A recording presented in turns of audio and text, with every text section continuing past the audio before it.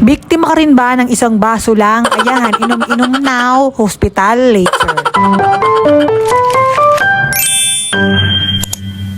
Share ko lang yung naging experience ko nitong Christmas. Yung sobrang sasaya ninyong magpipinsan kasi ngayon na lang ulit nagsama-sama at nagkita-kita. Kaya yung usapan ninyong isang bote lang ngayon, inumaga kayo. Napasobra tayo ng inom mga day, kaya ayan, napasugod sa ospital. Kung bakit? Ayun, nag-hyperacidity. Masama na yung pakiramdam ko niyan nung nagiinom kami, pero syempre hindi ko naman matanggihan yung mga pinsan ko. Kaya ayun, sumabay yung hangover sa lagnat. Hindi naman ako na-confine, pero ayun, ilang oras din ako dito sa ER. Kinabukasan nga, nagtataka ako bakit ang dami kong pasaha sa tuhod at saka hindi ko talaga maalala lahat ng nangyari. Anak ko na nga lang ang nagkukwento sa akin ng mga pinagagawa. Anyway, nang makarecover ako, nagpa-facial nga ako. Syempre, saan pa ba? Di sa Skin Trio. Nagpatanggal nga ako ng mga masasamang elemento dyan sa mukha ko. Gusto ko dito sa Skin Trio kasi ang gagaan ng kamay ng mga nagpa-facial dito. Talagang sinugurado ko na malilinis din ang mukha ko bago magbagong taon, hindi yung bahay lang namin. Happy birthday, Mami Rochelle Gatchalian, and more birthday to come.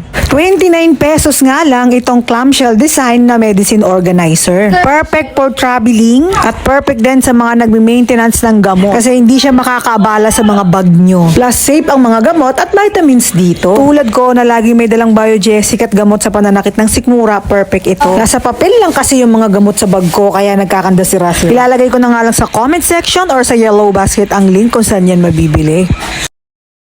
Para maagapan na nga ang tuluyang pangingitim nitong mga bago kong kaldero set, ay bumili ako ng Scrub Daddy. Medyo pricey nga lang talaga siya pero grabe, sobrang effective pala niya. May kasama nga siyang sponge na merong hard and soft na area. Syempre, hindi naman yan makukuha ng isang kuskusan din. Medyo mag-i-effort ka rin sa pagkukuskus. Pero sobrang nagugulat ako sa result nito habang kinukuskus ko. Kasi ginagamitan ko naman yan ng pangkaskas at ng liquid detergent pero hindi talaga siya naaalis. Kaya sobrang na-amaze ako, tignan nyo mukhang bago na ulit. Yan na sila kaiitim kanina at ganito na sila kapuputi ngayon. Kung gusto mo nga rin maingatan yung mga bago mong biling kaldero ngayong Pasko, ay gumamit ka na rin nito. Ilalagay ko na nga lang sa comment section or sa yellow basket ang link kung saan yan mabibili.